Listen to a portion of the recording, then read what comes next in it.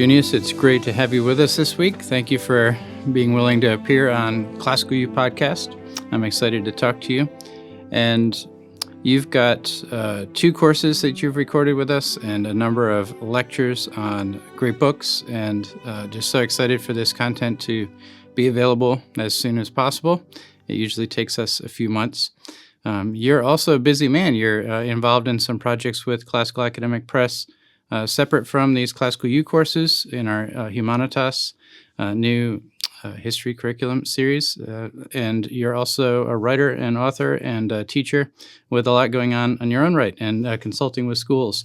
So tell us a little bit about just, an introduction, some of the things you're most excited about before we jump into our topic today, as we consider some of the things that students are up against, in our contemporary world, and as teachers, how the classical tradition and how our own pedagogical approach to our relationship with students, our work with them in the classroom, can best ameliorate some of those things, that are the greatest challenges we face today. But first of all, just give us a little bit more information about yourself, and thank you. Yeah, thank you so much. It's been a wonderful week here, and spending time in the studio and laying down content. I've always been a teacher and always loved teaching, but I haven't always accepted that that's true of myself. And so there's been kind of a journey of moving away from the idea of teaching, moving back to the idea of teaching and whatnot throughout my life. And this week has really been a very clear demonstration of the purity of that love, because it was just such a joy in laying down content that I know is going to help not just students, but even help teachers to do the job of teaching better, give them some ideas and some fresh approaches to text and that sort of thing.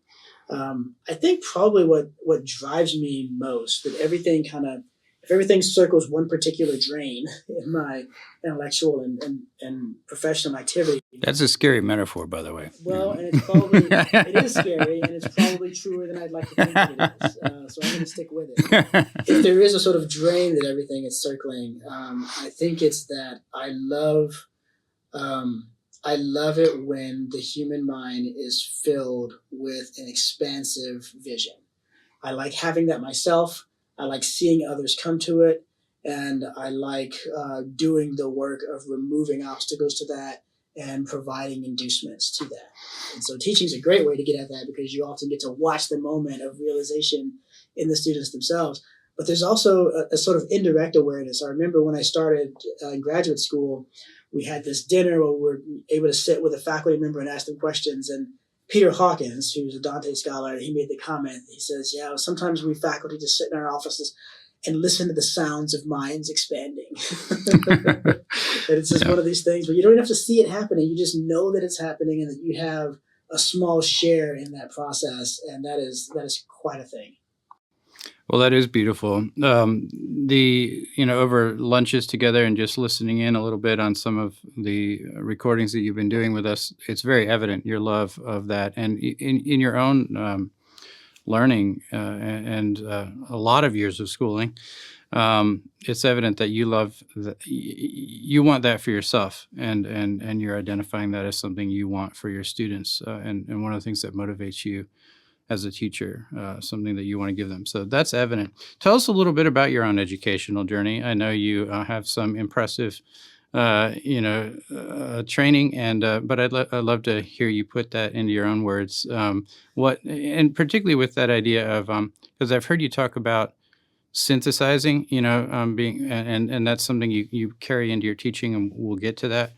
But just focusing on your, give us kind of the facts about your education, but also what motivated you. How were you synthesizing? What were you putting together? Yeah, it's a sordid tale of woe. And I think one of the things that I would want people to know right up front is that I was perfectly average as a student in high school.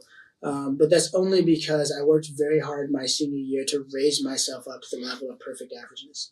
I got a 4-point GPA my senior year in order to raise my graduating GPA to a 2.7, which put me something like, I think I was 177th out of the class of 365. I'm in solidly middle of the pack. Did not promise great things for the future.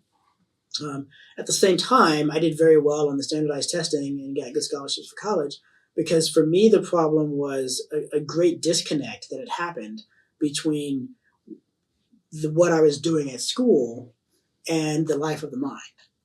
I don't think there was ever an interruption in my joy in the life of the mind. I was a voracious reader from a very, very young age, and that was never not true of me in my life. And I also was a voracious devourer of facts. I couldn't wait to learn more about things and whatnot. So there was never a sense of, oh, he's just lazy and doesn't like doing work, or he just doesn't want to know things or whatever, because I would do work. I was constantly doing tons of work. One of the things that was really kind of funny was I would not do my history homework, but I would be at home writing timelines and charts and things about the histories of the fantasy worlds that I was reading about in my books. And in some cases, it was literally the same homework assignments that I had been set, but I just didn't have any passion for doing that about our world. And I think a big part of what had happened there was I bought the lie that was in the air at the time. This is, so the late 80s, early 90s, that the world was a disenchanted place.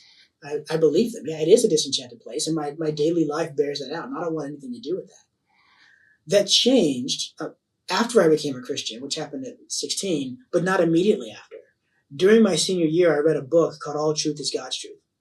And the title is a very good expression of the thesis, as a title should be. And, I should know. Is that Walderstorff? No. This was I want to say this was like a J. Clyde Hole or something like that. Okay.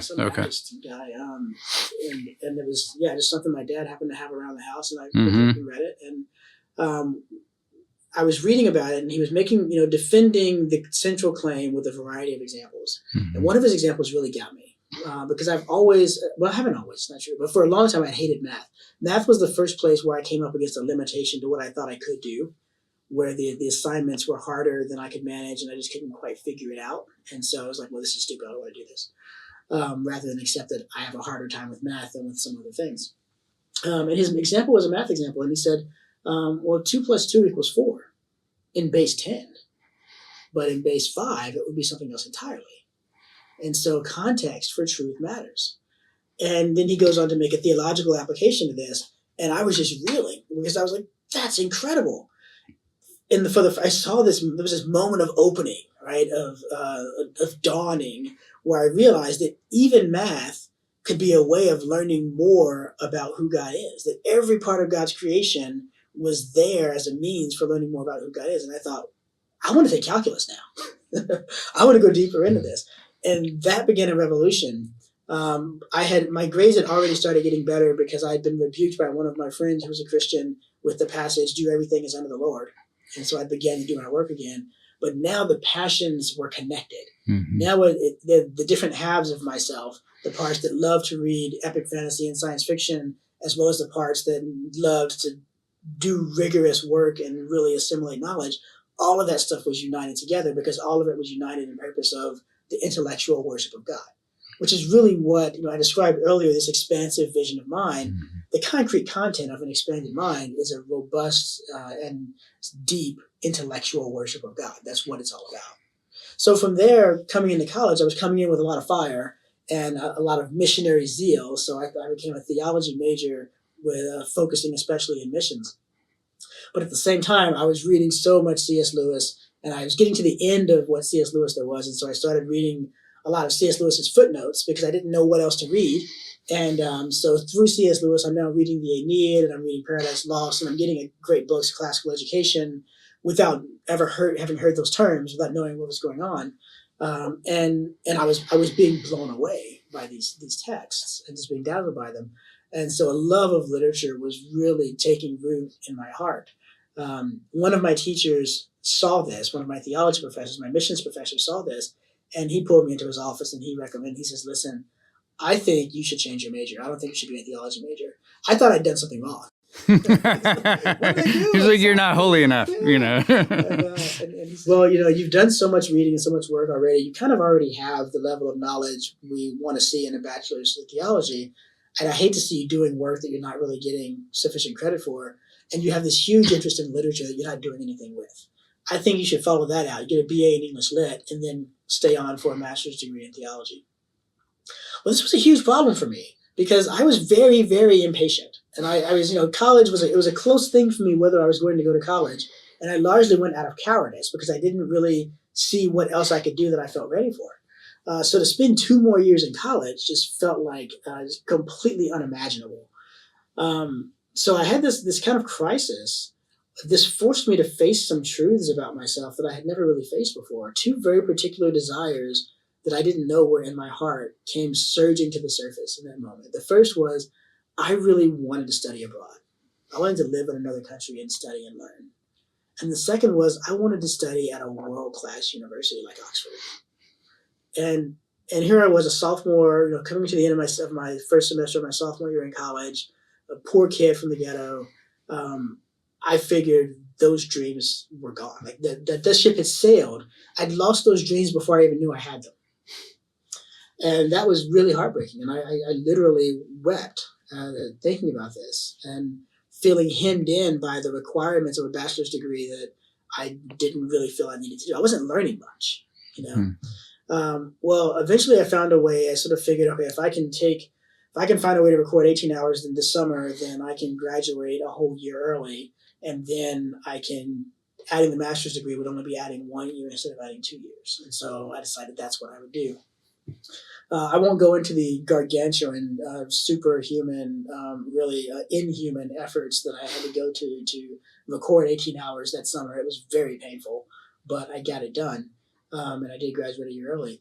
Part of getting it done was spending a summer, 3 weeks at Notre Dame, in a program through the Pew Foundation. And while I was there, I was exposed to scholars who were leaders in their fields, and I actually met Nick Walterstorff there for the first time. And I was also exposed to a world-class university and a world-class university library, which, looking at what did we have? I think we had 3 or 4 levels in our library at ORU, and looking at Notre Dame's 14-story Hesburgh library with Touchdown Jesus on the back, and it's just, oh man, it was intoxicating. And I thought, I don't want to do my master's degree at Oral Roberts University. I want to do my master's degree someplace like this. That kicked off another crisis. Was I just following glory as the world saw it, and these sorts of things? And so I was up most of the night, wandering the campus at night, praying, trying to discern whether this was a holy desire God was putting in my heart, or if this was just me wanting to pursue pride and ambition and that sort of a thing. Well, I came to the conclusion that it was a desire God was putting in my heart, and circumstances continued to evolve and clarify my vision, and so I wound up going to Yale Divinity School with the express purpose of making that a launching pad from which I could then get into the doctoral program and do a PhD in theology at Yale, which I was ultimately able to do. So over the course of that journey, I spent, you alluded to a long time in school. It took me 10 years to get my PhD. So between college, master's, and PhD is 15 years of education there. And, what one level you can look back on, well, if I had chosen to write a dissertation on someone other than Hans von Balthasar, I definitely could have been finished a lot sooner. If I'd understood dissertation writing better, if I'd had a different advisor, whatever, I could have gotten done sooner. But I don't actually regret it, because I had an enormously long, protected amount of time to learn. And to be a Balthasar scholar, to be a medievalist, to be the type of person, the type of scholar that Lewis was, requires time. There's no short-circuiting it. There's no quick way to get there. And I was really blessed to be able to spend a lot of time in an amazing place, digging deep into a variety of different subjects. And that's kind of how I got here. Well, thank you. There's a lot going on in that story. This is a bit of a tangent, but we'll take it briefly. You mentioned being a poor kid from the ghetto. It does sound like, just at a kind of personal level and family level, quite a journey. And you mentioned over some lunches, your father knew Martin Luther King Jr., and you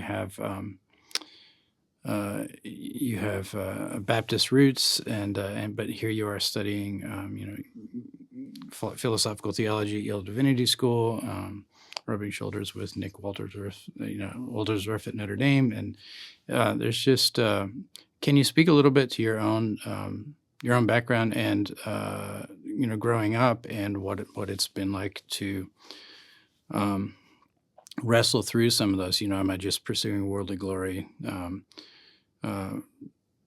how's your relationship with your father, and what does he think? A little bit at just a personal level. Yeah, but my father has never been anything but supportive of my studies. The only question he ever had were feasibility questions about how we're going to pay for it. But once those questions were answered, then he was always 100% supportive and very proud of the work that I was doing. As I understand it, and my family is not the best about sharing stories about the past, but as I understand it, my generation is the first generation to get people through college. And the majority of us did not finish college. Most of my cousins did not finish college, but some of us have. And then my generation has also produced one medical doctor.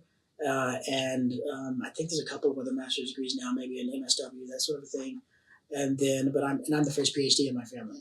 And so there was a great deal of knowledge that was not there about how systems worked and what pathways should look like. I had never heard of graduate school until my second year of college. I didn't know what that meant.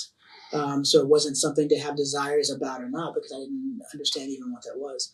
So there was a lot of just in the culture, just a lot of things that were not, it was expected of me that I would go to college. My parents said, you owe it to us to go to college.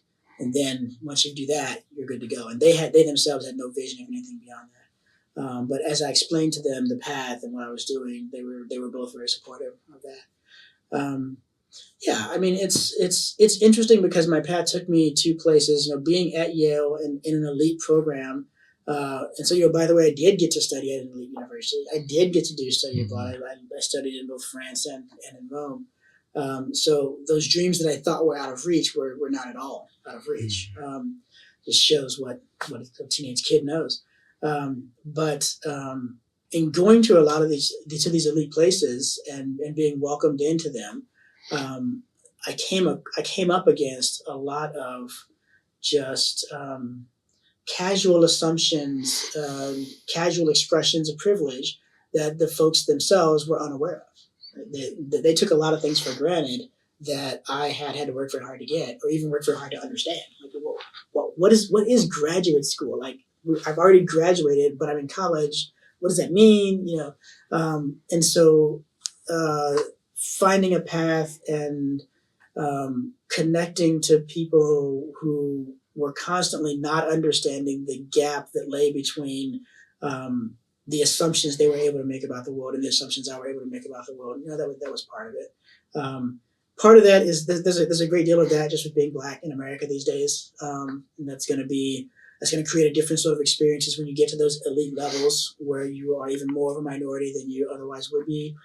Part of it is just particularity too. I mean, every one of us was coming into a graduate school at Yale was coming into something that was at some level a profound culture shock, and that required a lot of adjustment on our parts. No matter what even if your father went to Yale Divinity School, there's still a lot of adjustment. There's a lot of imagination required to see what does your particular path through all of this look like.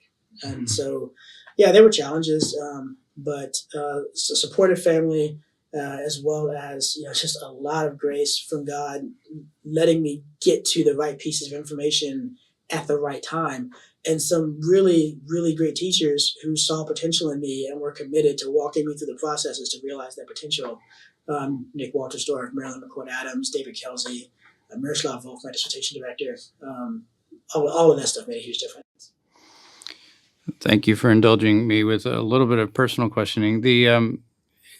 This is a bit of an assumption on my part, but you mentioned leadership positions of your father. So despite not knowing what graduate school was, there's still in their own community a kind of example, it sounds to me, like of leadership. Is that the case? What might you have picked up? Even though there's this gap of kind of worldly knowledge or however you might characterize it, that you were able to transcend the dreams you thought were impossible as a teenager, and it really was was doable, and break into some new frontiers, that kind of stuff. At the same time, you were given a lot. From what I'm hearing, can you speak a little bit to the types of maturity, leadership, in your past generations of your family that might have shaped you in ways? Yeah, my dad's father was a contractor, and so he wound up building a lot of the buildings and houses for the community. And of course, this was during segregation, so there's the black community and white workers aren't going to work there, and so he was kind of the guy who was kind of the impresario over all of that. And my father grew up on a very large peanut farm in Virginia, and so they were of an important family in that community, and it was through that my grandfather was the president of the chapter of the NAACP, and it was through that they knew the Kings. And my father himself left home as a young man to join the army, and he fought in Vietnam and was stationed in Korea and Germany, and he never learned the languages, but he always learned enough of the languages to get around. He was in the process of learning the languages while he was there. He loves language and that sort of thing. So growing up, he would constantly speak phrases in other languages that he knew, and then he would tell us what they meant. And so there was a kind of culture of multilingual stuff at home that I definitely would trace my love of languages back to that. That was the seed that blossomed into a love of languages in myself.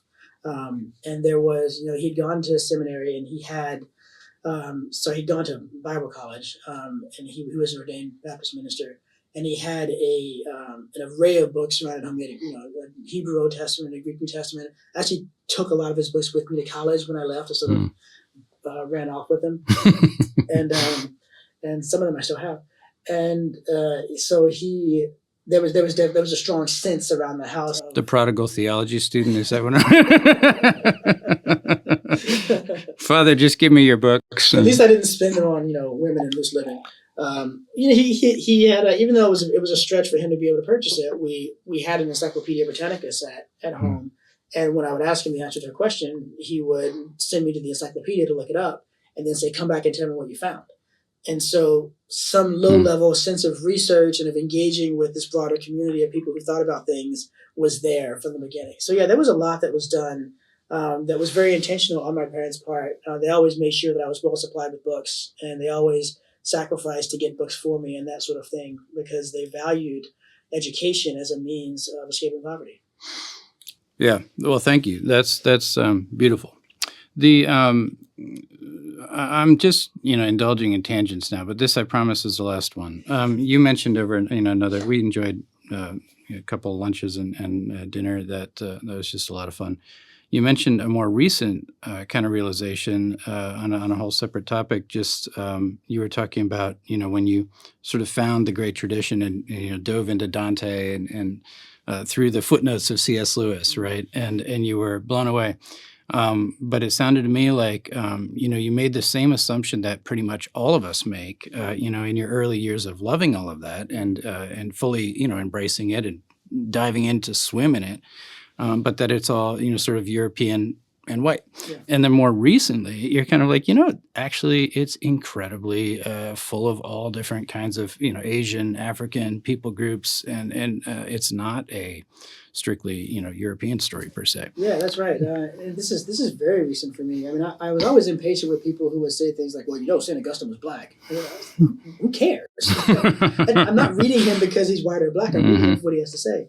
But again, I think there's a little bit of lack of awareness there. I wasn't quite aware of what we were doing to ourselves by our lack of awareness of the diversity of the tradition. And so very recently, I've been rethinking the great epoch-defining wars of the ancient world. Obviously, I've known for a long time that the Trojan War was a war over who would control the Straits of the Bosphorus, and therefore who would be the dominant trade power in the Mediterranean and even in the Black Sea. And that's why the story of Jason and the Argonauts, which is less often engaged in by students these days, is actually super, super important, because you have these European marauders going into the Black Sea to steal from this powerful king in the Ural Mountains and to bring the treasures back to Europe. But I had always thought of the Trojans and the Greeks. I thought of it basically like a civil war. And I always thought, the Trojans and the Greeks, they're both kind of white Europeans, and this is kind of a war among these cultures and whatnot.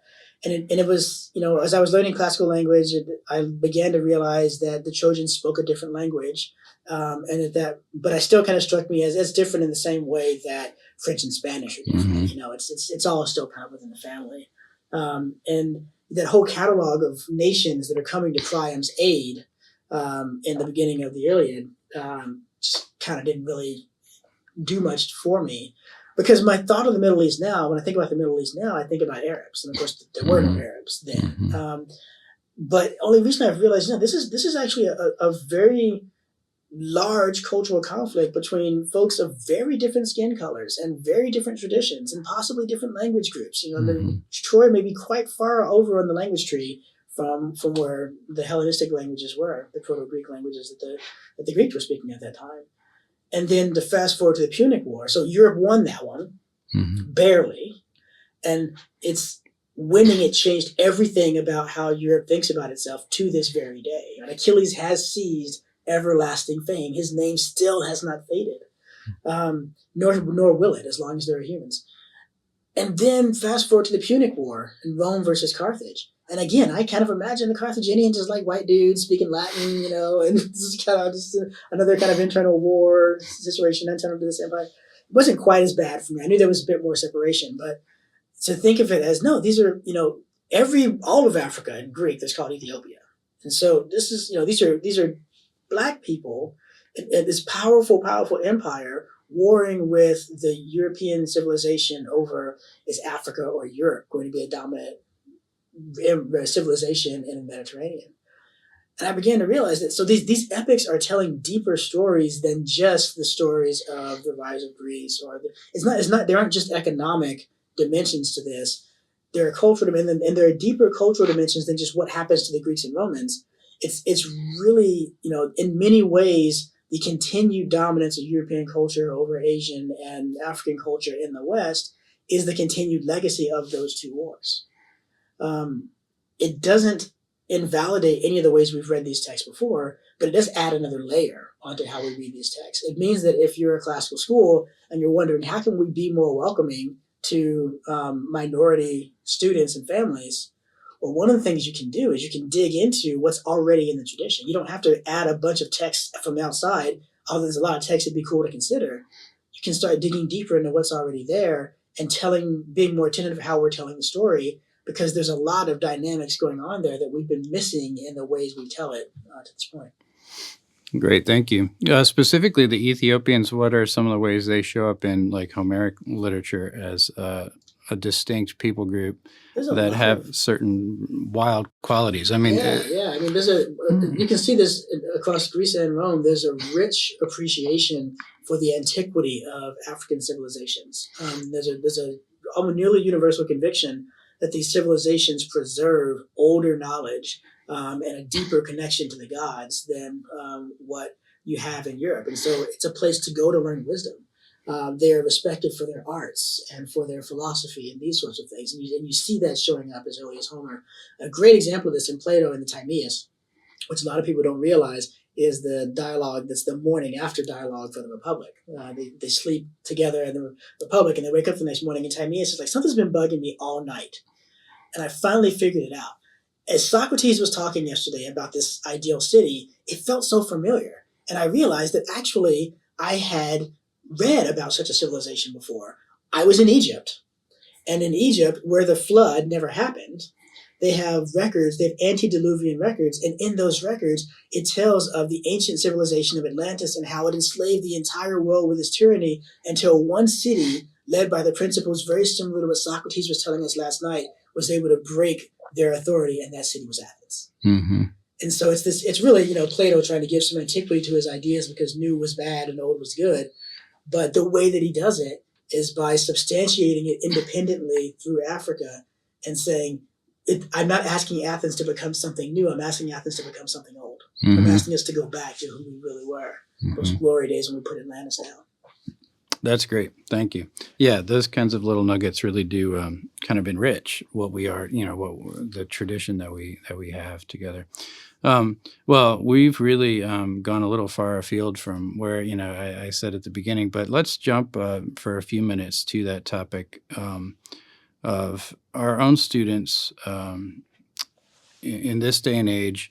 As classical schools and specifically classical Christian schools, there's a lot of concern over, a whole host of things. And I don't want to start listing specifics because I want to hear what your list would be. But how would you answer the question, what's sort of the greatest obstacles to our students in this day and age? What are our particular weaknesses or barriers to kind of accessing the great tradition and the goodness of the humanities and the liberal arts, and our own faith, our heritage in the Christian faith?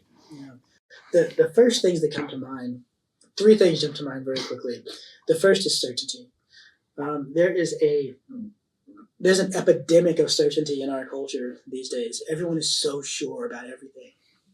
And I'll come back to a second to just what is so bad about that.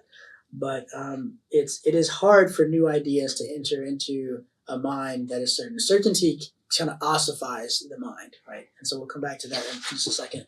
The second is, let's call it impatience. And it shows up in a variety of ways, but there's a haste that moves on too quickly from details. We have everything in our culture trains us to glance over things, to read the headlines but not read the stories, to skim the stories, to skim your feed. And so everything kind of encourages us to sort of float along life along the surface. And these classical texts won't let you do that. If you try to read these texts in that sort of a way, you're going to find them boring, and you're going to find yourself losing the thread, and you're going to get bumped out of them. You're not going to be able to finish. And I know that experience from some of my early encounters with some of the great texts. Plato's Republic, the first time I read it, was just brutally hard, and I did not enjoy it. But I stuck at it because C.S. Lewis said it's all in Plato. I was going to find it in Plato, darn it. And the third thing I would say is insecurity. I find in students of all levels, from the very youngest grades all the way up through the graduate students that I have taught and mentored, I find a fundamental either lack of belief or suspicion that they just can't handle it, that maybe they're not capable of doing really great things. And so there's a bit of a fake it till you make it mentality. This was so pronounced at Yale. Every student at Yale was simultaneously convinced that they deserved to be there and that they were a total fraud and that any moment someone was going to figure it out and they were going to get kicked out. And I would walk into my class the first day of class every year and I would say this to them and they would all be like, how do you know? Because I've been here a while. I've been around the block. You're not special. Everyone around you feels that way. So notice that. Okay. So if here at Yale, at the top institution in the country and one of the top in the world, take that, Harvard. If the students feel that way here, where in the world do you think there are students who don't feel that way? Right? If even the people here feel like imposters, then that's going to be ubiquitous. Now, on second thought, so that's those things that came up first. But as I think about it more deeply, it's like, what is the unifying problem? What is the deeper thing that these are all symptoms of? And that comes back to, I think I can name it quite succinctly, as a failure in imagination. Our imaginations have gotten very, very small. And that leads to certainty. When you can imagine three possibilities and you examine each of them, and the middle possibility is obviously the best of the three, then you become incredibly certain that that's the way it has to be, and there's no other possibility. And you stop looking for other possibilities because you've got it locked down. So certainty closes off imagination and it shuts the mind down. Certainty is when the mind says, I've got what I need. Right? I think we've heard enough. We're good. Right? My wife and I are constantly, we're driven crazy. We're watching movies and, the character says, okay, I think we've heard enough. We've got what we need. We're like, no, you haven't. There's all these other questions you still need to ask. And of course, as the plot of the movie shows, they did not have enough. They did need to ask more questions. Imagination will keep you from seeing that there's more to see here. And so if lack of imagination will contribute to that haste that we talked about, whereas imagination is like, whoa, wait a minute, that could go a lot of different ways. Let's explore some of that. And it slows you down. Imagination will keep you from being lost in lack of self-confidence, because imagination shows you that far from there being one path or two paths to go, there are as many paths as there are people. There are more paths than there are people. As a human race, we will never walk down all the paths that there are. The sum total of all human endeavor will never explore all the paths. And the more paths you see, the more doable something feels. Because maybe I can't be the type of Christian St. Paul was. Maybe I can't be the type of Christian St. Francis was. But I might be able to be the type of Christian C.S. Lewis was. Right? And so you find a path for yourself. But then imagination is required to modulate that to be a path that I specifically can walk. With my background, my temperament, my social setting, and all of those sorts of things. So I think what our students need to engage the classical tradition better, to engage the world better, to engage their own demons better, is an expansion or a rehabilitation of their faculty of imagination. Thank you. So I hear you, at first when you list your three, the sort of first one and the last one sound almost, is there like a contradictory tension there? You're trying to say we have a, what did you say, an epidemic of certainty, but also an epidemic of sort of lack of confidence. But as you unpack those, I'm hearing different things. And so certainty, you want to take certainty apart a little bit, but you want to build confidence. Right. And all of these three things you're saying that our imagination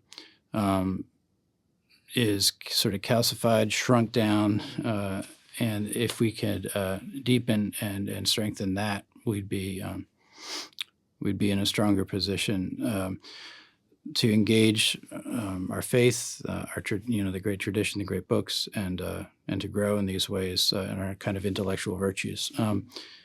So a couple different questions come up, but let me try to keep it practical, because I start wondering. I'm a historian as well, so we could both kind of. I think have a lot of fun talking about why why did the imagination shrink so much? What happened? What's the story? But exaltation of reason. But we won't yeah. Bash the Enlightenment for a while. I'm happy to do that. But the practically, and we should wrap up, within 15 minutes or so. But let me ask a kind of practical question. In your classroom, I know this is directly related to a lot of what we recorded. So, wonderful. We did the right thing, I hope. But, what are some of the ways that you try to help your students in just the small details of, the way you design your assignments or the way you interact with them that try to awaken, grow their imaginations? That's right. I think it always starts from the very first moment of contact, which may not even be in person. Sometimes, especially when I was teaching at the university level, a student might get my syllabus before the first day of class. I might jump on a classroom server or something like that and get the syllabus before they ever saw me. And I went to this professional development where we read an article called "Death to the Syllabus," and the whole point was, we get these students in the classes and we want them to be excited about the class and want them to come back and not drop the class, but we spend the entire first class talking to them about the attendance policy and late work policy and that sort of thing, which is, pretty uninspiring stuff. And they were arguing for getting rid of the syllabus entirely. And I'm like, well, but no, syllabi are important, right? They convey a lot of important information, even if students tend not to read them. And it's also a reason why you can't just leave it to them to look at. And so I thought, okay, how do I take this criticism to heart without letting go of something that I think is a really important feature of my courses as well? And what I decided on was to begin with something beautiful and inspiring. So if you look at a syllabus for any of my college classes, every one of them begins with paragraphs. And those paragraphs are spinning for some sort of a vision. So we're going to do a course on maybe an advanced medieval course on both secular and divine and sacred love. And in the beginning, I'm going to start talking about the dynamics of love, as love is it's awakened by attraction, but it begins at a moment of being arrested. It progresses through romance, by which there's a mutual invitation to a symmetrical relationship of admiration. and then, bring in some beautiful imagery and that sort of a thing, so that the students have their hearts set on fire from the very first moment, and they can't wait to get into the books. And then I step aside and start talking about some of the syllabus type stuff. And the whole time they're like, this is great. This is great. What are we going to read? And they go home from the class. A lot of times I'll see them sitting outside the class reading the first book because they can't wait to get into it, because I've gotten their imaginations going. The people perish for lack of vision. So give them a vision. Lead the students by their loves. And then again, in the classroom, when it comes to giving assignments, the work they do in the classroom, the work they do out of the classroom. In the classroom, I'm going to make a space where they're going to feel encouraged to bring their crazy theories. They're going to feel encouraged to explore stuff beyond the text, because I'm not going to laugh at them. I'm not going to say, well, that's not really relevant to what we're talking about here. I'm going to say, okay, so bring us back to the text with that. What in the text, what do you see that? And what kind of supports that? How would you respond to this part of the text, which doesn't seem to support what we're talking about? Not say you're wrong because the text says this, but say, no, how would you respond to that? How would you bring that into your theory? And so they're learning that the classroom is a safe space for their ideas, and that causes them to continue having ideas, and they continue to approach that. To take them to the parts of a text that are most exciting, that are most of those beautiful lines, to spend a good amount of time reading the lines for them, reading them well, so they can hear the poetry of it, so they can be struck by it, because the ear understands better than the eye does when it comes to poetry. The stuff I'm asking them to do at home, maybe write a paper, but it may have, describe the plot of this story. Why did character X do action Y? Pick a scene and rewrite it from a different character's perspective. Write a backstory for a character that doesn't have a backstory. Rewrite any part of the story you want in a different literary genre. Right? Some of those types of assignments that allow them to bring their own particular interests and talents and loves of beauty to the work that's being done, so that at every point, space is left for wonder. Space is left for creativity, imagination. Space is left for the recognition of beauty. That's great. It's interesting your example from the syllabus. I would even feel this a tiny bit myself as a teacher. You leaned on a kind of ability of your own to write a prose paragraph that would inspire a student. I'm not sure I could do that, so I might be trying to steal something, from a great work.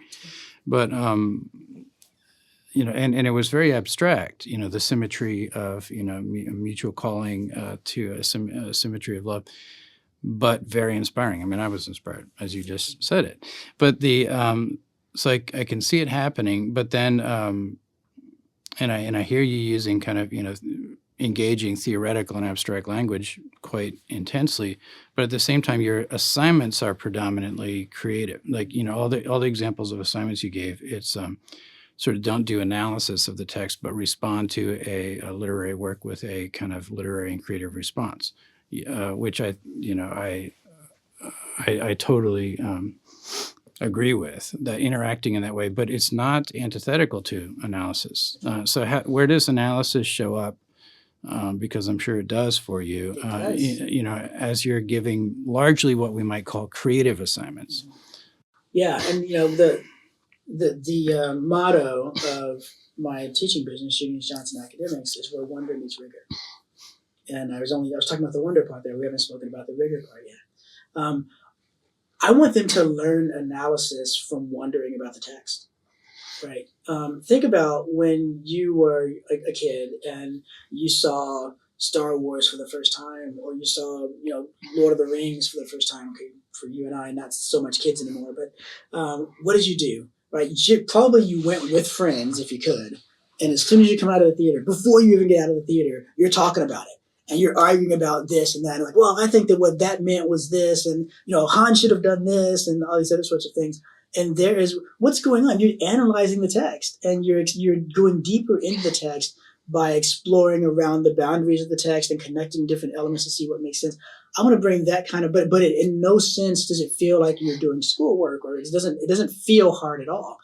But I've been involved in a lot of these conversations in my life because I'm a nerd, and the rigor with which these conversations are carried out. I mean, if you want to see it, just jump on a token forum or something like this, and you'll see really rigorous discussion of these sorts of texts. So I want to bring them in through that door. And then once they get there, at every moment, I'm drawing them back to the text. I'm like, show me what you see. Reason through the text. You're learning to reason through the text. If you're going to write a background for Feely in The Hobbit, is there enough information in there for you to tell a scene from his perspective, or for you to write about? There probably isn't. Right? They had to do a lot of creative stuff to expand his role in the movie because there's not much in the text. And so I'm going to call you out on that. And I'm going to say, where are you getting this from? Mm-hmm. Is this in The Hobbit? If it's not, this is pure speculation, and that's not what we're looking for. Mm-hmm. I also don't want to give the impression that I don't also give analytical assignments. I want to lead with wonder, but where I want them to wind up is the ability for their wonder to lead them into a rigorous analysis of the text. And so by the time I turn to saying, okay, what is the meaning? What's going on symbolically when Bilbo hands the Arkenstone over to Bard and the Elf King? By the time they get to that point, they have thought through all the relevant questions led by wonder, and they shouldn't feel as if they're being asked to go into a different mode of discourse, even though really they are, because there's going to be this continuum of what it means to talk about the text includes my joyful speculations as well as my rigorous analysis. Thank you. That's great. Let's wrap up with this question, and you can go as long or as short as you want. But I am going to ask the historian question. What would be your short answer to, in the kind of course of Western European intellectual history, why do we see this collapse, withering of the imagination? When in the course of human events did the imagination? Yeah, unfortunately, I think the answer is reason, which is not purely to be laid at the door of the Enlightenment. I mean, it's all the way back in Aristotle. And in many ways, it's there in Anselm, too. Whatever Anselm meant by faith-seeking understanding, it was demonstrably understood, even as soon after his death as Bonaventure and Thomas Aquinas, to mean that faith meant that you had to not understand. That faith and understanding were separated. You progressed from faith to understanding and kind of left faith behind. That bifurcation is the seed of the Enlightenment elevation of reason. But that's what it is. It's the difference. A lot of people will talk about this. As mentioned earlier, the Humanitas series that I'm working with CAP on, which is a very, very exciting project that we are going to create a new history curriculum based in reading primary texts. But as we were having a meeting of a variety of the volume architects for there was the medieval volumes and the modern volumes, and there were kind of these questions about boundaries between the periods and themes, and how much should we try to make continuous themes through. And I very strongly resisted the application of themes that would make a lot of sense in the modern period to the medieval period, when they would really caricature what was happening in the medieval period.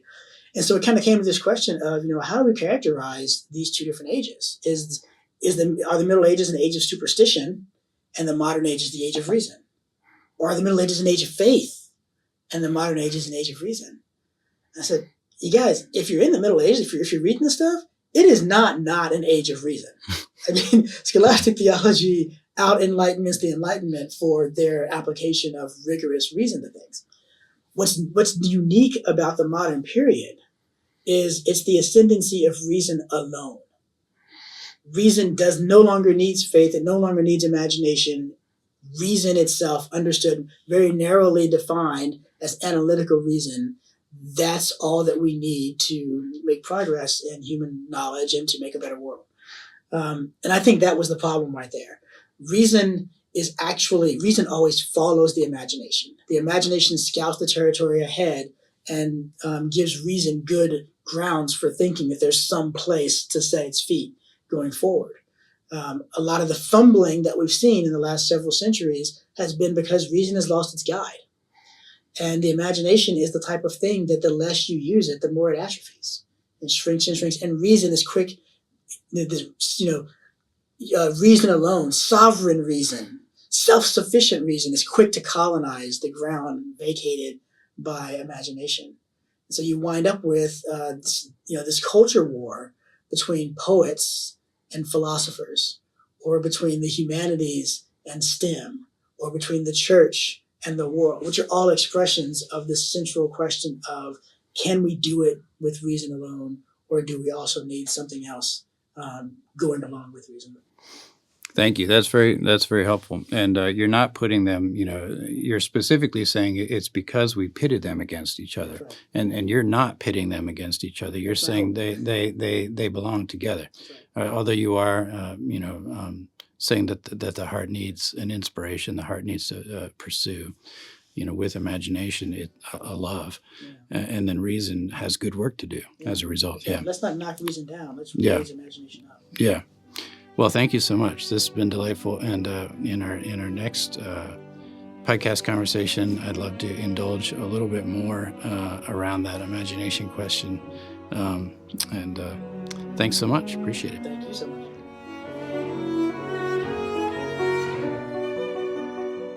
Thank you so much for listening to the ClassicalU podcast. Please do check out our website, ClassicalU.com, and our teacher magazine, Altum. We hope you've enjoyed these conversations with presenters and live learning event hosts with ClassicalU.